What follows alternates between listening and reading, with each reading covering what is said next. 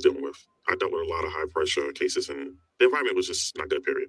But she's using my career as a scapegoat instead of taking accountability of her actions. There's things that attach to us. Hey guys, welcome to Little Black Man 91. We're giving you guys a recap review of episode 5 on 90 Day Fiance Last Resort. I've been following it for the last few weeks actually, and I was like, let me do a review because I actually really do like the show. And it's crazy. We followed the couples of Kelly and Molly, which you just saw there, Ed and Liz, which you probably already know, Angela and Michael, Jovi, Jara, Asuelu and Kalani, and there's a few other couples as well. We're going to break down episode 5 because it was crazy, right? We had Kelly and Molly and their situation, which is they were having this conversation about what's a turn off, and he got frustrated about the fact that when she said she's not attracted to him anymore, which is a very big thing, and so one of the things that she doesn't find attractive about him is that he's boring. Right, so that was crazy to talk about. Then there was obviously Ed and Liz. They were having a conversation because she said she's waiting to see some changes from Liz. The last few episodes, what we've seen from Liz and Ed is that Ed was having arguments with Liz about her not supporting him, and the fact that Angela was supporting Ed. Then Angela turned on Liz. I got into her face. It was just mad. I was crazy. Angela and Michael are still going at it after all the abuse that he suffered. I don't know why he's still there, but at least he's there from a safe distance. They're having to explore now how to build intimacy in a relationship without actually physically being present. So they're using the sex toys and using remote controlled toys to give each other pleasure. Interesting kind of situation that was going on there. Then there was Jovi and Jara. And let me tell you this now. Let me break down Jovi and Jara because for me, Jovi and Jara situation, Jovi just gives me controlling vibes so much, man. Like, he's always trying to control everything. The past few episodes, they were talking about a baby. He wanted to have a baby at this time. She said she didn't want to have a baby now. And that became an issue. And of course, people are going to have different timelines. But there's a way he went about it. I just felt like he was trying to control her. And I think she senses that. That's why she doesn't want to have a kid now. She knows that another child will keep her in a particular place and give him more power. Now, if you know that already, then sis, are you really in the right relationship? Why are you still trying to stick it out? But they had a task to do on this episode, which was they had to not have sex but cuddle. And safe to say, they didn't do very well. And then there's Asuelu and Kalani. And let me tell you about Asuelu and Kalani because their situation is also quite frankly interesting. Asuelu and Kalani, Asuelu actually cheated on Kalani. Crazy. I don't know. With his little English, he cheated. He ended up cheating on Kalani. She found out. And then obviously now she's been talking to somebody else. But in last episode, she had to block that guy. And she did it to help the relationship grow between herself and Asuelu. But what was fantastic about it also too, on this episode, is that she actually had a task to do as well around sex. And the issue was she had to go and masturbate. And she did it twice. But what she didn't tell Asuelu was she was not thinking of him. She was thinking of the other dude. There's a lot to discuss, a lot to unpack. We're going to keep this nice and short, though, and give you as much as we can in a short period of time. And if you feel like there's something that you want me to focus on in 90 Day Fiance Last Resort, I'm also going to do 90 Day Fiance Other Way. If there is a couple you want me to literally home in on, put it in the comment section because I don't want to be having to do several different ones and it takes a long time, right? So if you know there's a couple that you want me to do each week and you feel like, yo, Kojo, break this down, send me a message on Insta, send me put a comment in the comment section, email me, whatever, and I will try and get it done for you guys as well, right? So if you're new to the channel, do me a massive favor, like it, share, subscribe, click on the bell button for notification uploads. And for those of you who are returnees, you already know what it is, baby. You got the minerals. You got the minerals. Stay hydrated because streets out there are hot. I want you guys to do me a massive favor. We're trying to get to 100K before the end of the year. I'm trying to get to 80K by the end of this month at least. So I'm asking for a crazy push right now. I want you guys to help me out. By liking, again, sharing, and then also subscribing to this channel as well. We're going to get into this recap, okay? So do that favor for me. And also, if you love the content we do, you want to join in the conversations that we have as panelists, join our membership. It's £1. It's $1. It's not going to kill you. And you can join our every other week conversations with members only. All right, cool. Let's get into this. Let's break it down. Let's have a conversation. Let's be freaking real about this stuff. Okay, talking very quickly about Kelly and Molly.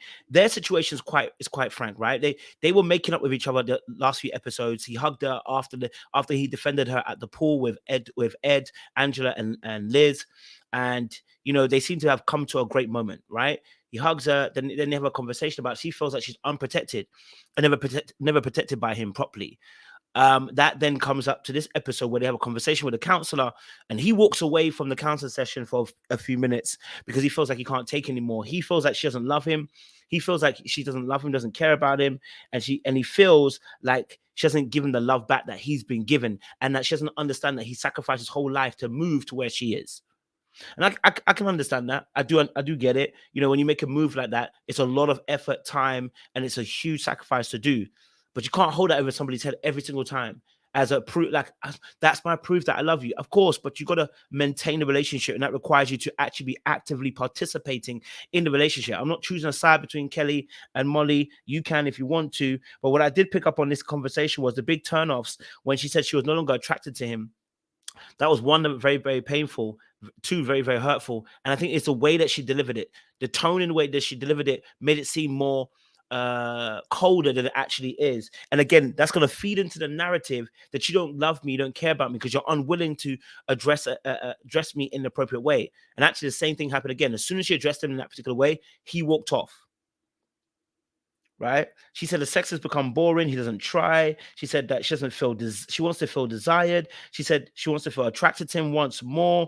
He doesn't talk about his exes, job, trauma, and anytime they do, he shuts it down. Now that's a very big thing, and maybe I can address that in a smaller video. Shout out if you wanted me to address more of Kelly's issues and Kelly and Molly, and you want to break it down more.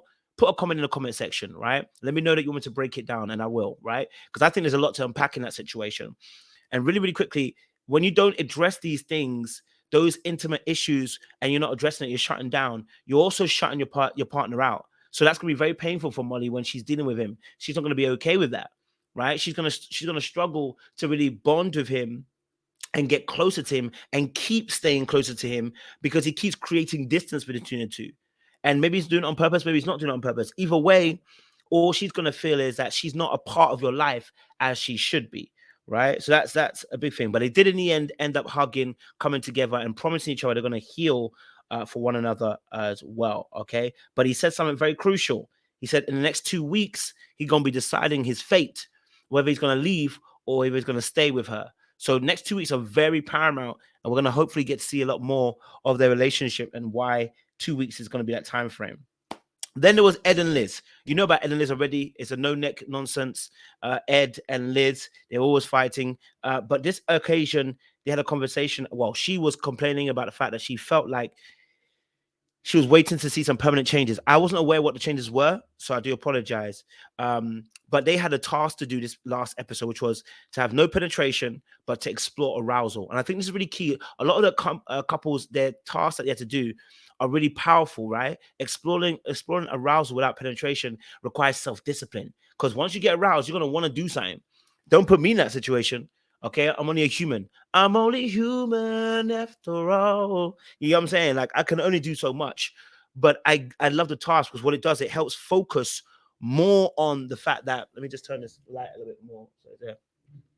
It helps put more focus on the relationship from an aspect of let's explore how we turn each other on. Let's explore how we touch, how we kiss, how we flow without actually having to dive into penetration, which I think is powerful. Okay, so and then Ed did some great work too. He did some personal work with the lady or whatever. I mean, hey, I'm not all about this past life and you got a second life elsewhere. That's not my thing. Y'all know I don't do that. The good Lord Jesus gave us one life and you want one life only. Okay, all right. And then it's on to man to be judged once more again if they have not given their life to Jesus. If you're on your own without Jesus, you're going to be judged again. But for the rest of us who have already Jesus Christ in our life, we have been judged through Christ. Because once he died on the cross, that was the judgment. He poured out a cup of wrath on Jesus and he has taken it away from me. I'm going to be judged for my good deeds. Okay? All right. According to Revelations 22, I believe. All right, cool. So, but he sussed out something really important. He sussed out that the person who came through the door or the soul that came through the door was hurt and was not loved.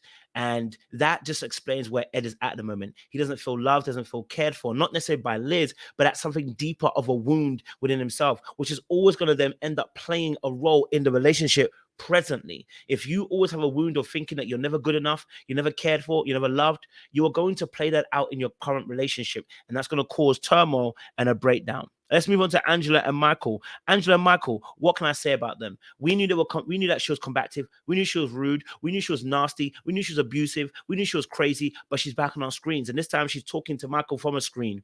Okay, all right, at a distance. Good boy. He's sorry, good boy, but a good lord at last. That the brother's got some space, got some time, and he's separated from it, because at the end of the day, that was some crazy stuff he was experiencing through Angela. You know what I mean? But what they focused on was, again, intimacy without there being physical touch, and what they had to play with was these sex toys. Let me just say this now. Hey, I took some lessons, because I will be definitely using this in my marriage. I definitely want that toy where I can press it and you're wearing the thing and see, I'm gonna do it. Yeah, you're gonna be in public, press a little button. You know what I mean? You know, it creates fun. It creates a mystery. It creates tension. It creates this wanting to see each other. And this is what we talk about when you talk about foreplay before sex ever happens. Sometimes I've been having conversations with people around sex quite a bit in the last 2 or 3 years, and back behind offline, of course. And maybe we can bring this online. And it's so fascinating to hear some of the things that people do. I'm like, so you don't. I'm listening to them like, you're not foreplaying, bro. How you gonna do the oven's not even warm, bro. I've been looking at people like they're crazy, bro. Like, people are not doing stuff like to build intimacy before they get to that stage of having sex. It's just straight bam, bam, thank you, ma'am. And that tells me that it's very concentrated on you. It's not concentrated on the unity of you two, the connection of you two. It's not concentrated on the fact that you two are bonding and coming together. Do you get what I'm saying to you? Right. So that's what I'm missing from those, for a lot of people when I hear stuff. But with Angela and Michael, the focus on playing with that remote control again feeds into power, control, but it also feeds into the fact that I can be the one in control of your pleasure. And again, that is something that can play as a dynamic within relationships that creates stimulation, that creates connection, that creates sexual energy, playing with different power and levels and dynamics of your relationship. So love what they showed there. So something interesting there too. But I mean, I don't think he should be in that relationship at all. Okay, but the brother's safe behind the screen, so shout out to him. Then there's Jovi and Jari, and I'll be honest with you again, it's about control. And this is my thing. And I feel like Jovi always has the issue of blaming Jara whenever things come up. I'm not saying she's innocent, but he loves to blame her. Like this situation with the whole situation, I got to be on his side a little bit though. They were tasked to sleep in the bed or whatever, or cuddle without there being sex. It didn't take long before Jovi was trying to actually trying to push the advance onto Jara. He wanted to have sex, kept on pushing it. She gave in. They end up having sex. Then obviously she also confronts him saying about, we were supposed to do a task. And he was like, well, you failed it. You know what I mean? And I was like, bro, no, we failed it. Right? Because it takes two to tango. And also, you're forgetting that you were kind of pushy. And when I say pushy, I don't mean that in the sense of maybe it being abusive, no, or it being R word, no, but more of a case of you were persuading, right? You pushed a little bit. You didn't accept it lying down. You wanted to have sex. So that's what we saw. Okay. And you said that she tested you by coming out of the bathroom looking sexy. I don't remember that part. I need to probably look at it again, but hey ho. Okay. And then he was involved in a conversation at the very end with the boys, and they were talking about going to a strip club. Now, what's interesting is his mindset. His mindset was, it's better to ask for forgiveness than it is to ask for permission.